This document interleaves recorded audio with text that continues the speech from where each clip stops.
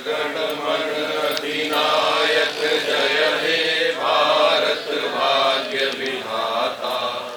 पंजाब सिंध गुजरात मराठा द्राविड़ उत्कल बंग। विंध्य हिमाचल यमुना गंगा उच्चल जलधि तरंग। तब शुभ नामे जागे तब शुभ आशीष मांगे। गाहे तब जय गाथा जनगण मंगलदायक जय हे भारत भाग्य विधाता। जय हे जय हे जय हे जय जय जय जय हे। भारत माता की जय। भारत माता की जय। भारत माता की जय। बस ये दो हमारे इम्पोर्टेंट राष्ट्रीय पर्व होते हैं। स्वतंत्रता दिवस जहां हमें स्वतंत्रता प्राप्ति में जिन लोगों ने कुर्बानियां दी हैं, जो त्याग किया है, उसको याद करके उनके प्रति कृतज्ञता ज्ञात करने के लिए होता है। और उस दिन हम संकल्प लेते हैं कि ये जो हमारी स्वतंत्रता है इसको हम अक्षुण्ण बनाए रखेंगे। उसी प्रकार गणतंत्र दिवस का अपना महत्व होता है।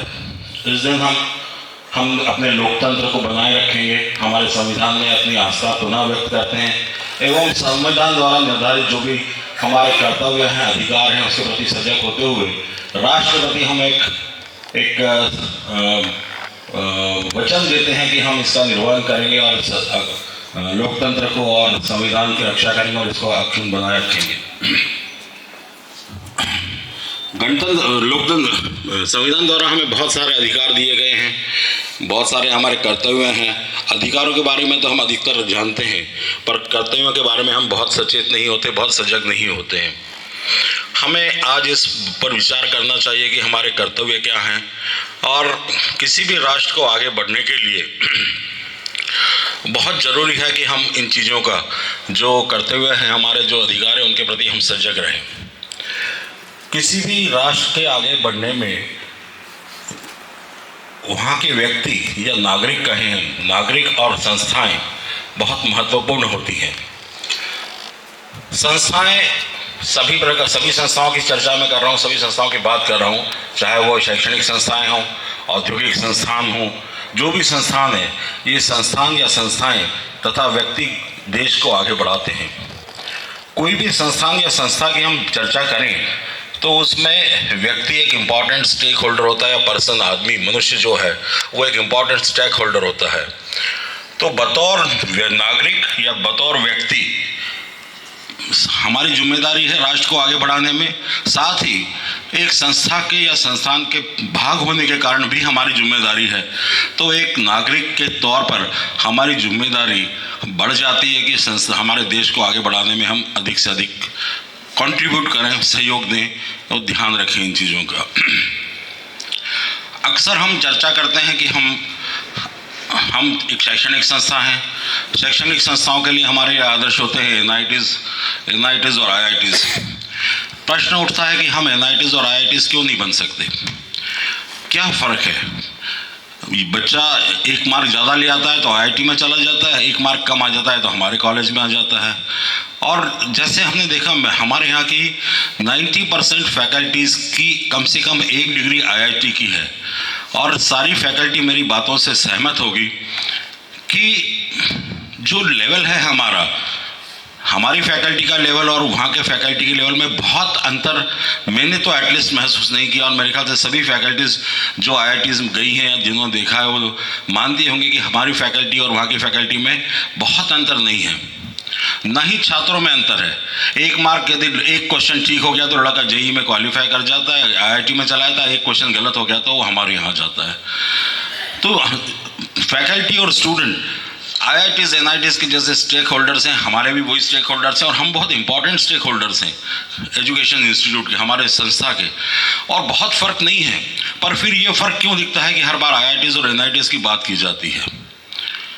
जो लोग आईआईटीज़ जानते हैं या जो स्टूडेंट्स जिनके मित्र आईआईटीज़ में पढ़ते हैं उनसे आप पूछिए कि उनका टाइम टेबल क्या होता है, उनकी क्लासेस कब लगती हैं, क्या 10:30 से 5 ही उनकी क्लासेस लगती हैं? आप अपने दोस्तों, जितने भी मेरे स्टूडेंट्स यहाँ खड़े हैं, उनसे मैं कहूँगा कि वो अपने छात्रों से, अपने मित्रों से पूछे जो IITs में पढ़ रहे हैं कि उनकी कक्षाओं का शेड्यूल क्या होता है। कभी रात को 10 बजे कक्षा लग रही है, कभी सुबह 6 बजे लग रही है। प्रोफेसर ने कहा आज मैं इतनी बजे कक्षा लूँगा, आप सब लोग आ जाएं, सब पहुँच जाते हैं। I mean to say that ये इंस्टीट्यूट जो हैं, यहाँ के छात्र और यहाँ की फैकल्टीज़ 24/7 अवेलेबल रहती हैं पढ़ने के लिए, पढ़ाने के लिए, रिसर्च करने के लिए, है ना। तो शैक्षणिक संस्था में ऐसा नहीं रहता कि भगवान 2 बजे सोएंगे और 4 बजे आरती होगी तो 5 बजे पट खुले जाएंगे। ये ऐसा मंदिर है जिसके पट 24 घंटे छात्रों के लिए, फैकल्टी के लिए खुले रहते हैं और खुले रहने चाहिए। और IITs NITs में जो लोग पढ़े हैं वो जानते हैं कि वहाँ पे जो है संस्थाओं के पट 24 घंटे खुले रहते हैं। चूँकि एक समय होता है, डिफाइन करना पड़ता है, इसलिए टाइम टेबल बनता है, पर जरूरी नहीं कि शेड्यूल टाइम टेबल पे ही प्रोफेसर क्लास ले, उसके अलावा भी क्लास लेता है। ये कल्चर हमें अपने यहाँ लाना पड़ेगा। पहले हमारा संस्थान RGPV के साथ एफिलिएटेड था, विक्रम विश्वविद्यालय के साथ एफिलिएटेड था। उसके बाद हमारा एफिलिएशन RGPV के साथ हुआ, RGPV विश्वविद्यालय बनने के बाद। और मुझे जहाँ तक याद है, RGPV हमारा ये जो महाविद्यालय है, शायद छात्रों को पता नहीं होगा, ये RGPV का रिसर्च सेंटर भी है। और यहाँ पे आज की तारीख में 38 रिसर्च फेलो काम कर रहे हैं। 38 लोग अपने अपने विषयों में आज की तारीख में हमारे महाविद्यालय में रिसर्च कर रहे हैं, हमारे प्रोफेसर्स के अंडर में। मैं इसलिए इस मुद्दे पे आया हूँ कि मैं बताना चाहता हूँ कि हमारे यहाँ की एक फैकल्टी, मेरे ख्याल से वो RGPV की पहली PhD थी हमारे संस्थान से। वो फैकल्टी लगातार 8 महीने तक उसने लैब में रह के काम किया, रात दिन वो घर नहीं गई। ये फैकल्टी हमारे यहाँ की फैकल्टी ही यहीं पे रह के उसने PhD किया। उन्हें एक डिग्री उनकी IIT दिल्ली से भी है। यहीं रह के 8 महीने उन्होंने लगातार लैब में रहे वो, और उन्होंने अपना रिसर्च वर्क पूरा किया। तो ये डेडिकेशन फैकल्टी का हमारा होना चाहिए। लैब्स हमारी 24/7 खुली रहनी चाहिए। हमारी फैकल्टी 24/7 स्टूडेंट्स के लिए, और स्टूडेंट्स भी जब चाहें तब हमारे फैकल्टी को अप्रोच करें। तो कोई बहुत वो दिन दूर नहीं जब हम IIT की या NITs की को टक्कर दे पाए। एल्यूमिनिस की मैं बात करूं तो हमारा एल्यूमिनिस अभी वर्ल्ड में इतनी अच्छी जगह प्लेस्ड है कि शायद आपने कभी, आप गेसोइट्स की बहुत सारी साइट्स हैं, उस पर जाके आप ट्रेस करेंगे तो यू विल गेट इट कि हमारे स्टूडेंट्स किन पोजीशंस में हैं। हमारा गेसोइट क्लब है, हमारे संस्थान के पूर्व छात्रों का गेसोइट क्लब है, वो 148 देशों में है। वो गेसोइट क्लब्स है। आप डाल दीजिए कि मैं इस फला देश जाना चाहता हूँ, इज देयर एनी गेसोइट्स, आप डाल दीजिए एक आध किसी को मेल को, you will get that these are the 4 contact numbers, और बंदा आपको पिकअप कर लेगा एयरपोर्ट पे, you will not to worry. तो ये एक हमारा कल्चर है संस्था का। हम यहाँ पे इन चीज़ों को, जो हमारी पॉजिटिव चीज़ें हैं, हमारे जो एल्यूमिनाइज बहुत अच्छी जगह प्लेस्ड हैं, ये चीज़ें प्रोपेगेट नहीं हो पाती, हमें पता नहीं रहता, हम अपने खोल में बन के रह जाते हैं। उसके कारण हमारी ताकत, हमारी क्षमता, हमने क्या अचीव किया है, हमें पता नहीं रहता। मेरी बहुत सी फैकल्टीज जो हैं फॉरेन में एज ए विजिटिंग फैकल्टी होके आई हैं हमारे, जैसे मैंने बताया। पर ये चीज़ें ना छात्रों को पता है, हमारे यहाँ वो है ना, अपने मुंह मियाँ मिट्ठू क्या कहावत है, बन नहीं पाते, इसलिए हम बता नहीं पाते लोगों को। पर हमारे यहाँ अपार संभावनाएं हैं यदि हम थोड़ा सा डिसिप्लिन रहें, थोड़ा सा हमारे फैकल्टीज़ का माने, तो हम कोई बड़ी बात नहीं कि इसको हम IITs NITs के स्तर पे ले जा सकें। प्लेसमेंट की बात जैसे हम करें, पिछले कई सालों से बहुत अच्छा प्लेसमेंट हमारा हो रहा है, काफ़ी अच्छा प्रयास किया है सभी TPOs ने। अब हमारा प्रयास है कि वो नंबर ऑफ प्लेसमेंट तो बरकरार रहे, साथ में हम ध्यान दे रहे हैं कि पैकेज भी बढ़े लड़कों का और अच्छा पैसा उनको मिले। मैं ये चीज़ें यहाँ पे आपसे कह रहा हूँ तो इसलिए नहीं कह रहा हूँ कि आज कुछ बोलना है इसलिए मैं बोलना है। हमने सभी विभागाध्यक्षों को ऑलरेडी इंस्ट्रक्शंस इशू कर दिए हैं पहले आपको याद होगा, आपके सीनियर से आप बात करेंगे तो हर विभाग में एक क्लब होता था, वो कुछ ना कुछ एक्टिविटी करता था और विभिन्न विभागों के क्लबों में कंपटीशन होती कि कौन ज़्यादा बेहतर प्रोग्राम कर सकता है। कोई एग्जीबिशन करता था, कोई सेमिनार करता था, कोई वर्कशॉप करता था। पिछले कुछ सालों से वो सब गतिविधियाँ हमारी ये सब एकेडमिक एक्टिविटी के पार्ट होते हैं। यहाँ पे आपको बहुत कुछ सिलेबस के अलावा, क्यूरिकुलम के अलावा आपको बहुत कुछ सीखने को मिलता है। वो सारी गतिविधियाँ हमारी कुछ समय से बंद हो गई हैं। मैंने सभी विभागाध्यक्षों को पत्र लिख कर कहा है, हर विभाग का मैगजीन होता था, एक न्यूज़लेटर होता था, क्लब होता था, इंडस्ट्रियल टूर्स पे हम जाते थे, विजिट होती थी, एक्सपर्ट टॉक्स होते थे। मैंने अपने विभागाध्यक्षों से आप मिलिए, चर्चा कीजिए, उनको इंसिस्ट कीजिए और हमने कहा है कि ये सारी चीज़ें जो कि एकेडमिक का पार्ट होती है, बच्चे के संपूर्ण विकास के लिए बहुत महत्वपूर्ण होती है, ये चीज़ें फिर से होनी चाहिए। और जहाँ तक पैसे का सवाल है, बजट का सवाल है, महाविद्यालय के पास पैसे की कम से कम इन गतिविधियों के लिए कोई कमी नहीं है। अभी हमने विभागाध्यक्ष को ये भी निर्देश दिया है कि जो फाइनल ईयर के प्रोजेक्ट्स होते हैं हमारे, वो सारे प्रोजेक्ट्स हमारे इंडस्ट्री ओरिएंटेड होने चाहिए और उन प्रोजेक्ट्स में यदि वर्किंग मॉडल बनता है, उसका जो खर्चा होगा वो खर्चा महाविद्यालय वहन करेगा। हम उसके लिए महाविद्यालय से उसको फाइनेंस करेंगे। इससे पहले मैकेनिकल की 2-3 टीमें पिछले 2-3 सालों में अनेक प्रतियोगिताओं में गई हैं और हमने उनके लिए मॉडल का पूरा पेमेंट पैसा दिया है, उनके आने जाने का पैसा दिया है और उन्होंने बहुत अच्छा वहाँ पे अपना परचम भी लहराया है महाविद्यालय का। तो ऐसा नहीं है, ये जो गतिविधियाँ बंद हो गई है ये सब पुनः चालू होनी चाहिए। ये सब हमारे एकेडमिक्स में बहुत बड़ा इनपुट, ये सारी गतिविधियाँ IITs में भी होती हैं जो हमने बंद कर दी, NITs में भी होती है जो हमने बंद कर दी है।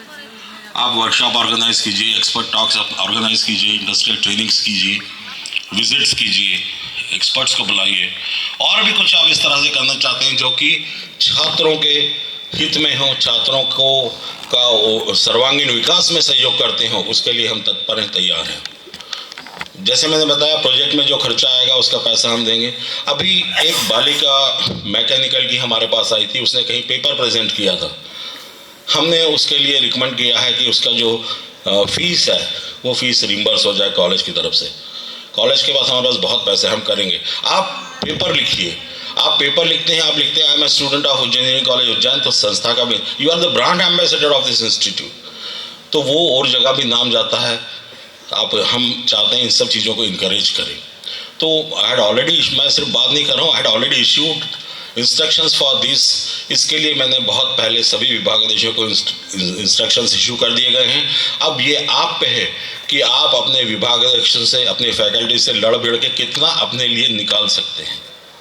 तो आप बहुत एक्स्ट्रा, मतलब पढ़ाई तो करना ही हमें, क्लासरूम टीचिंग इज़ इम्पॉर्टेंट, हमें उसके साथ साथ एक्स्ट्रा करिकुलम एक्टिविटीज़ भी बढ़ानी है जो हमारे ओवरऑल व्यक्तित्व के लिए बहुत इम्पॉर्टेंट होती है। अब क्लासरूम टीचिंग की बात आई तो निश्चित रूप से आप लोग क्लासरूम एनवायरनमेंट को लेकर थोड़ा सा परेशान होंगे। तो हमने प्लान किया है कि हम कम से कम हर डिपार्टमेंट में 3 classrooms with smart boards, AI enabled smart boards रहेंगे 80 इंचेस के। 2 के लिए तो कंप्यूटर साइंस ने पहल भी कर दी है। हम चाह रहे हैं कि हम सारे, कम से कम हर डिपार्टमेंट के पास 3-3 स्मार्ट क्लासरूम्स होने चाहिए और AI इनेबल्ड आपके स्मार्ट बोर्ड्स रहेंगे। 80 इंचेस साइज़ के हैं, 18 इंच मतलब 7 फीट करीब साइज़ के इंटरैक्टिव बोर्ड्स रहेंगे। इट विल रिमेन ओपन, आप क्लासरूम में जरूर नहीं, उस पर आप सिर्फ आपके सब्जेक्ट का ही कुछ देखें। आप चाहें तो एकेडमिक से संबंधित कुछ भी आप उसमें देख सकते हैं, सब कुछ आपको उस पर अवेलेबल रहेगा। तो हम we are planning to have, we are concentrating on classroom environment also. हम अभी स्थिति बहुत अच्छी नहीं है क्लासरूम की, हम उस पर भी ध्यान दे रहे हैं, प्रयास कर रहे हैं कि उनकी भी स्थिति बदले और निश्चित तौर पर 6 महीने में हम इनकी स्थिति बदल देंगे, बहुत अच्छी स्थिति में हम इनको ला के खड़ा कर देंगे। तो मेरा कहना यह है कि हम सब मिलकर यदि प्रयास करें तो इस संस्था को IITs NITs के बराबर ले जा सकते हैं और हमारी संस्था बढ़ती है तो निश्चित रूप से we are contributing to the development of the country. निश्चित रूप से हम डायरेक्टली इनडायरेक्टली कंट्रीब्यूट कर रहे हैं। मैं पुनः आप सबसे आग्रह करता हूं कि आप लोग, हम सब लोग मिलकर संस्था के विकास में, देश के विकास में अपना सहयोग प्रदान करें। बोलने के लिए बहुत कुछ था, पर समय कम है और लोग भी हैं, और किसी मौके पर अपन और चर्चा करेंगे। मैं पुनः आपको 77वें गणतंत्र दिवस की बधाई देता हूँ, शुभकामनाएं प्रेषित करता हूँ। एक इम्पॉर्टेंट चीज़ मैं स्किप कर गया, वो मैं ज़रूर बोलना चाहूँगा। आपको ज्ञात होगा हम वंदे मातरम गान के लिखे जाने के 150 वर्ष सेलिब्रेट कर रहे हैं, और संसद में भी एक विशेष सत्र वंदे मातरम पर एक विशेष सत्र आयोजित किया गया है। इस वर्ष जो थीम है राष्ट्रीय गणतंत्र दिवस की, राष्ट्रीय स्तर पर गणतंत्र दिवस की थीम है, किसी को पता है क्या थीम है? इस बार थीम है वंदे मातरम। तो वंदे मातरम थीम के ऊपर राष्ट्रीय गणतंत्र दिवस का आयोजन दिल्ली में किया जा रहा है, राष्ट्रीय स्तर पर किया जा रहा है। तो एक बार मेरे साथ आप जोर से नारा लगाएंगे, वंदे मातरम, वंदे मातरम, वंदे मातरम। धन्यवाद। कि आपके नेतृत्व में संस्था की सारी फैकल्टी, छात्र, स्टाफ्स एकेडमिक उन्नति आपके नेतृत्व में करती रहेगी और संस्था हित में, राष्ट्र हित में कार्य करेगी। मैं आप सभी लोगों का, हमारे शिक्षक साथी का, स्टाफ्स का, स्टूडेंट्स का इस गणतंत्र दिवस में के उपलक्ष्य में इस 77 गणतंत्र दिवस की हार्दिक शुभकामनाएं प्रेषित करता हूं। आज का यह दिन सिर्फ एक राष्ट्रीय पर्व नहीं है, बल्कि यह दिन है हमारी पहचान का, हमारे अधिकार का, और साथ में इसके साथ आई हमारी जिम्मेदारी का। हमारी आज़ादी की लड़ाई ने हमें स्वतंत्र किया, पर संविधान ने हमें शक्ति प्रदान की। एक ऐसा दस्तावेज दिया जो हर नागरिक को बोलने का अधिकार देता है, बराबरी का अधिकार देता है और आगे बढ़ने का अवसर प्रदान करता है। एक शेर प्रस्तुत है संविधान के ऊपर कि कलम से लिखा गया जो मुकद्दर हमारा है, कलम से लिखा गया जो मुकद्दर हमारा है, वो संविधान ही है, वो संविधान ही तो है जो भारत का सहारा है। 26 जनवरी 1950 को संविधान को भारत सरकार ने अंगीकार किया और विश्व को यह संदेश दिया कि यह देश कानून से चलेगा, समानता से जुड़ेगा और लोकतंत्र से मजबूत होगा। और इस दिन को हम गणतंत्र दिवस के रूप में मनाते हैं। पर गणतंत्र है क्या? गणतंत्र का मतलब है सत्ता जनता की, ताकत संविधान की। ये बताता है कि हम ताज के नहीं, संविधान के प्रति वफादार रहें। हमें ताज के प्रति नहीं, संविधान के प्रति वफादार रहना है। गणतंत्र का मतलब हुकूमत नहीं, बल्कि हर सोच के साथ चलता है। In short, we can say that power of the people, by the people and for the people. यह दिन हमें याद दिलाता है कि भारत एक जमीन का टुकड़ा नहीं है, यह विचारों का महासागर है। हमारे प्राचार्य महोदय ने अपना उद्बोधन बहुत अच्छी तरीके से हमें यहाँ दिया है और हमें प्रेरित किया है कि हम भी NIT IIT के बराबर जाएंगे। MP NIT का प्रपोजल शासन में चल ही रहा है, जिसमें उज्जैन कॉलेज उज्जैन को भी बनाने का, MP NIT बनाने का है। दोस्तों, आज का जो ये युग है, ये युवा का और टेक्नोलॉजी का युग है। आज का भारत सिर्फ इतिहास नहीं पढ़ाता, बल्कि विश्व को, पूरे विश्व का भविष्य बनाता है। आज का Bharat digital India, startup India और स्किल इंडिया है। ये सिर्फ शब्द नहीं है, ये आज की युवा पीढ़ी की पहचान है। वो युवा पीढ़ी जो कॉलेज में अपने आइडिया को इनोवेशन में कन्वर्ट करती है और सपनों को रियलिटी में। इन्हीं युवा पीढ़ी के द्वारा आज सांस्कृतिक कार्यक्रम यहाँ पेश किया जा रहा है, जिसमें भाषण, गायन और नृत्य है, जिसके थ्रू वो भारत की विविधता, संस्कृति को इस मंच पर उतारेंगे। इसी कड़ी में मैं सबसे पहले आमंत्रित करता हूँ चित्तेश शर्मा को, जो एक गीत प्रस्तुत करेंगे, जगाना देश है अपना। चित्तेश शर्मा। अपना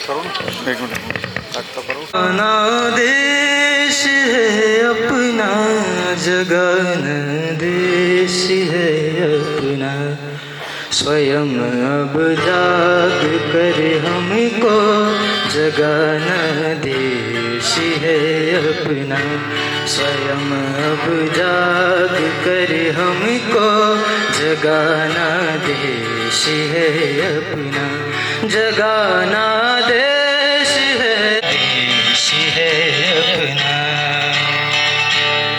हमारे देश की मिट्टी हमें प्राणों से प्यारी है, यहाँ की अन्न जलवायु परम श्रद्धा हमारी है, सुभाषा है हमें प्यारी, वो प्यारा देश है अपना, जगाना देश है अपना, जगाना देश है अपना, स्वयं अब जाग कर हमको जगाना देश है अपना।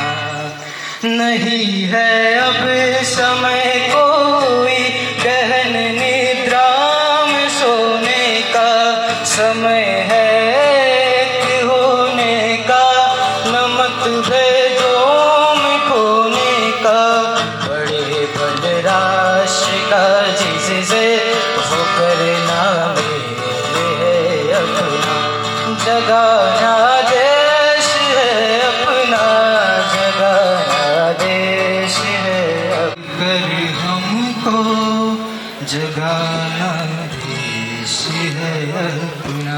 जय जवान।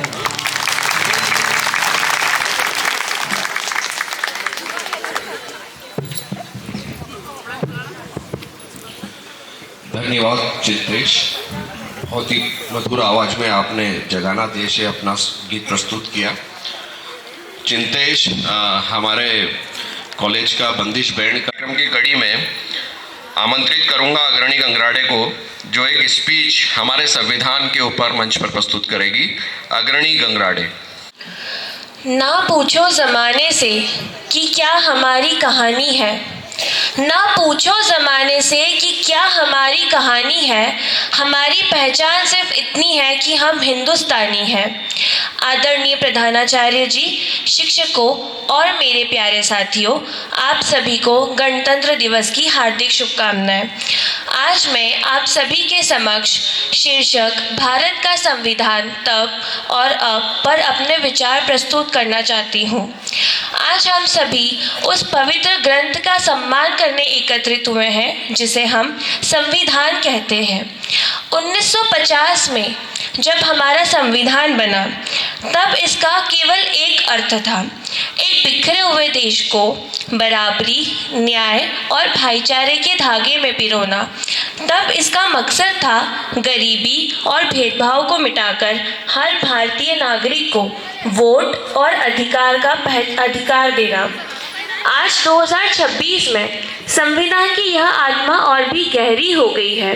अब यह सिर्फ कागज़ों तक सीमित नहीं बल्कि हमारे तकनीकी, शिक्षा और अंतरिक्ष की उड़ानों में भी दिखती है। तब हमने आज़ादी की नींव रखी थी, अब हम उस नींव पर विकसित भारत की इमारत बना रहे हैं।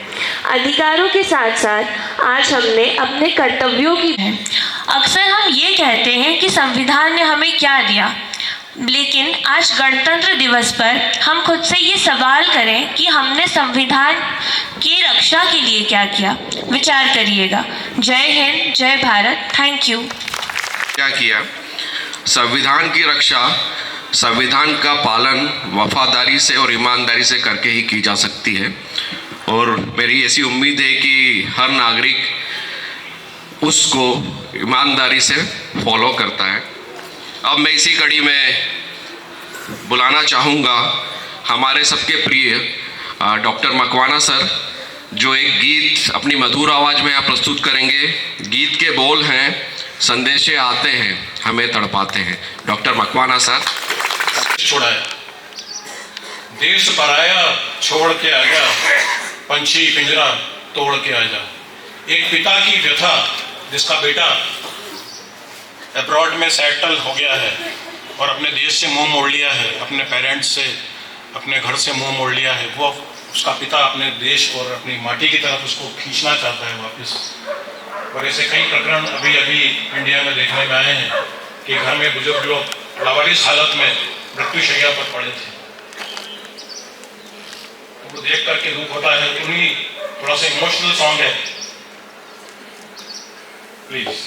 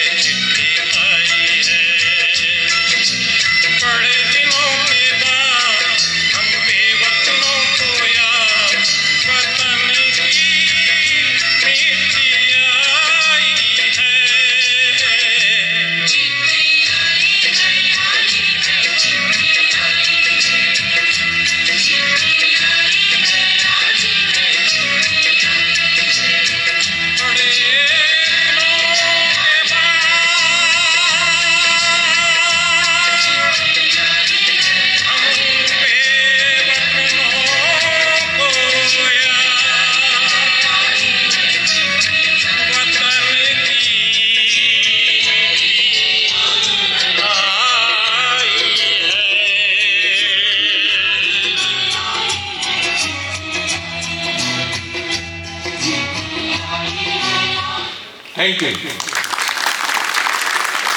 फॉरेन में आज का खैर जो टाइम है वो तो 5G और हम 6G पे जा रहे हैं, जहाँ वीडियो कॉल अवेलेबल है। पहले जब ये वीडियो कॉल्स नहीं थे और ये जब गाना फॉरेन में लोग सुनते थे, रोड पे भी बजता था तो खड़े हो जाते थे, आंसू निकल जाते थे, क्योंकि उस टाइम ये कहा जाता था कि 7 समुंदर पार। तो इस गाने की इतनी भावना है कि लोगों के आंसू निकल आते थे जो फॉरेन में रहते हैं, जो अपने घर परिवार की ज़रूरतों के लिए वहाँ काम करते थे। अब मैं बुलाना चाहता हूँ इस मंच पर हमारे कॉलेज की छात्रा रेणुका देशपांडे को, जो क्लासिकल डांसर है और जो क्लासिक डांस की यहाँ प्रस्तुति देगी। ये हमारे साथी देशपांडे जी की सुपुत्री भी है, तो मैं आमंत्रित करता हूँ रेणुका देशपांडे को। नमस्कार और गणतंत्र दिवस की हार्दिक शुभकामनाएं। भारत की आत्मा उसकी शास्त्रीय कलाओं में बसती है। हमारा शास्त्रीय संगीत, नृत्य और नाट्य केवल कला नहीं है, यह हमारी सभ्यता है, हमारा इतिहास है और हमारा संस्कारों को जीवित भाषा है। आज दुख की बात यह है कि कुछ रील्स में ट्रेंड्स को फॉलो करने के चक्कर में हम 2 मिनट के या कुछ सेकंड्स के रील्स फटाफट सीख लेते हैं, पर हमारा शास्त्रीय संगीत, हमारा शास्त्रीय नृत्य या फिर फोक आर्ट जो है, कई साल लगते हैं, साधना है एक, उसे हम ज़्यादा सहारते नहीं हैं।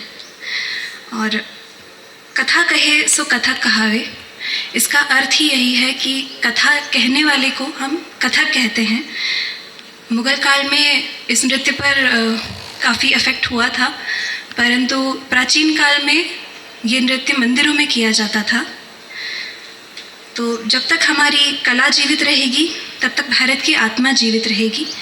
तो आइए इस गणतंत्र दिवस हम न केवल तिरंगे को परंतु अपनी संस्कृति और शास्त्रीय कला को भी नमन करते हैं। जय हिंद।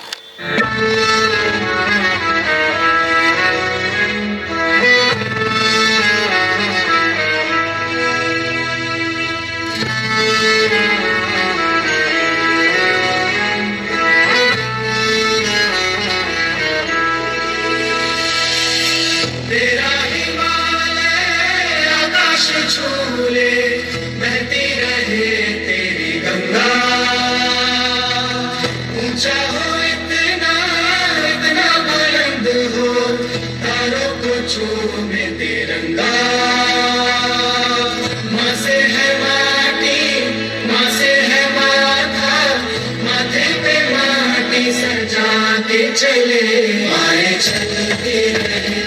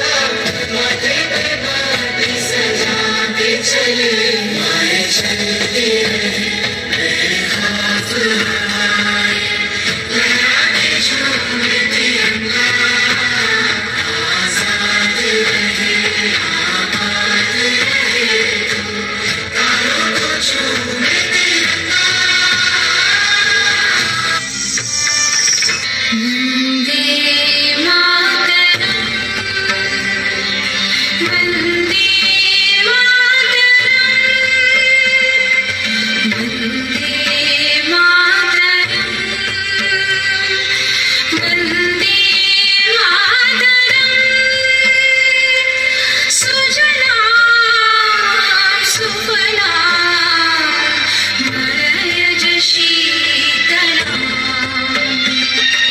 सस्य श्यामला मातरम् वन्दे मातरम् वन्दे मातरम्। धन्यवाद रेणुका। मैं बताना चाहूँगा कि Renuka electrical engineering final year की छात्रा है। इनका एक यूट्यूब चैनल भी है जिसमें हज़ारों फॉलोअर्स हैं। ये जो वीडियो अपलोड करती है उसके भी हज़ारों व्यूज़ हैं।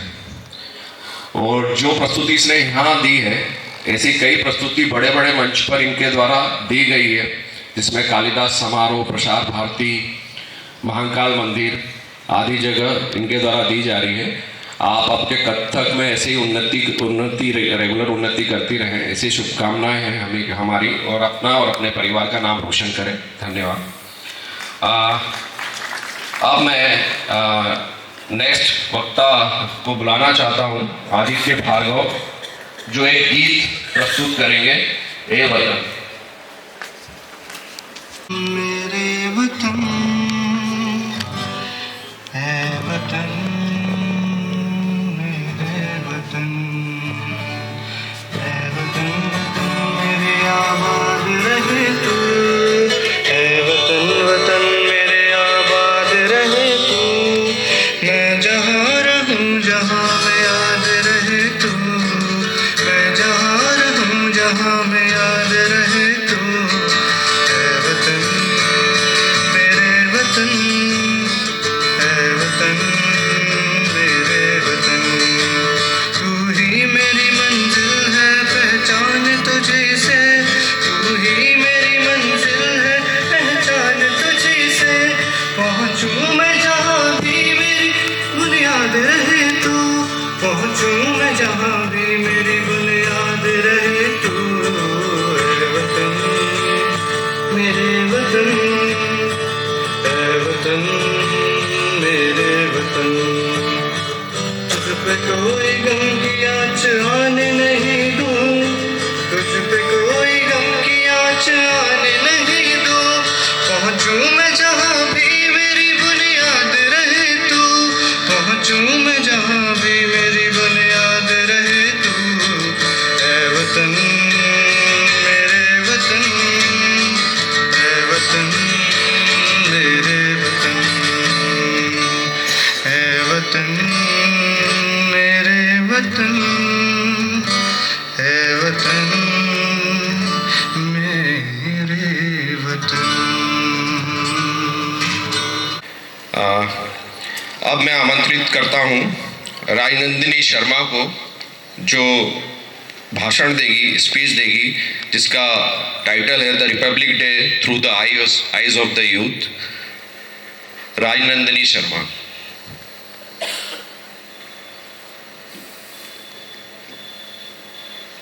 आइए। को आपको हार्दिक हार्दिक बधाई, और आप लोगों के सामने एक राष्ट्रीय गान है जो सभी को अच्छा लगता है, और मेरी भी कोशिश यही रहेगी कि आप लोगों के सामने अच्छी प्रस्तुति दें।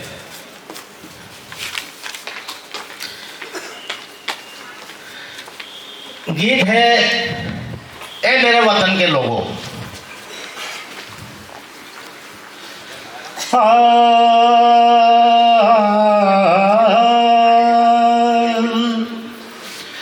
ए मेरे वतन के लोगों, तुम खूब लगा लो नारा, ये शुभ दिन है हम सबका, लहरा लो तिरंगा प्यारा, पर मत भूलो सीमा पर वीरों ने प्राण गंवाया, कुछ याद उन्हें भी कर लो, कुछ याद उन्हें भी कर लो, जो लौट के घर ना आया, जो लौट के घर ना आया। ए मेरे वतन के लोगों, जरा आँख में भर लो पानी, जो शहीद हुए हैं उनकी जरा याद करो कुर्बानी। है मेरे वतन के लोगों, जरा आँख में भर लो पानी, जो शहीद हुए हैं उनकी जरा याद करो कुर्बानी। जब घायल हुआ हिमालय, खतरे में पड़ी आजादी, जब घायल हुआ हिमालय, खतरे में पड़ी आजादी, जब तक थी सांस लड़े वो, जब तक थी सांस लड़े वो, फिर अपनी लाश बिछा दी, हो गए वतन पे निछावर, वो वीर थे कितने गुमानी, जो शहीद हुए हैं उनकी जरा याद करो कुर्बानी। जब देश में थी दिवाली, वो खेल रहे थे होली, जब देश में थी दिवाली, वो खेल रहे थे होली, जब हम बैठे थे घरों में, जब हम बैठे थे घरों में, वो झेल रहे थे गोली, थे धन्य जवान जो अपने, थी धन्य वो उनकी जवानी, जो शहीद हुए हैं उनकी जरा याद करो कुर्बानी। ऐ मेरे वतन के लोगों, जरा आँख में भर लो पानी, जो शहीद हुए हैं उनकी जरा याद करो कुर्बानी। कोई सिख, कोई जाट मराठा, कोई गोरखा, कोई मद्रासी, कोई सिख, कोई जाट मराठा, कोई गोरखा, कोई मद्रासी, सरहद पे मरने वाला, सरहद पे मरने वाला, हर वीर था भारतवासी, हर वीर था भारतवासी, जो खून गिरा पर्वत पर, वो खून था हिंदुस्तानी, जो शहीद हुए हैं उनकी जरा याद करो कुर्बानी। थी खून से काया लथपथ, फिर भी बंदूक उठा के एक ने 10 को मारा, फिर गिर गए होश गंवा के, जब अंत समय आया तो, जब अंत समय आया तो कह गए कि हम मरते हैं, जब अंत समय आया तो कह गए कि हम मरते हैं, खुश खुश रहना देश के प्यारों, खुश रहना देश के प्यारों। अब हम तो सफर करते हैं, अब हम तो सफर करते हैं। तस्वीर नयन में खींची, क्या लोग थे वो अभिमानी, जो शहीद हुए हैं उनकी जरा याद करो कुर्बानी। जय हिंद, जय हिंद। बहुत अच्छी मधुर आवाज में आपने गीत प्रस्तुत किया। अब मैं अंत में बस इतना कहना चाहता हूँ कि गणतंत्र सिर्फ संविधान की किताब से सीमित नहीं है, ये हमारे व्यवहार, हमारे फैसले और हमारे चरित्र में भी दिखना चाहिए। आइए हम सब मिलकर एक सशक्त, आत्मनिर्भर और जिम्मेदार भारत के नागरिक बने, भारत के निर्माण का संकल्प लें। हम न केवल अच्छे नागरिक बने बल्कि एक बेहतर भारत के निर्माण में अपना योगदान भी दें। आपका दिन उल्लास और देशभक्ति की भावना से ओतप्रोत रहे। इसी भावना के साथ मैं आप सभी का धन्यवाद कहता हूँ। जय हिंद, जय भारत, वंदे मातरम।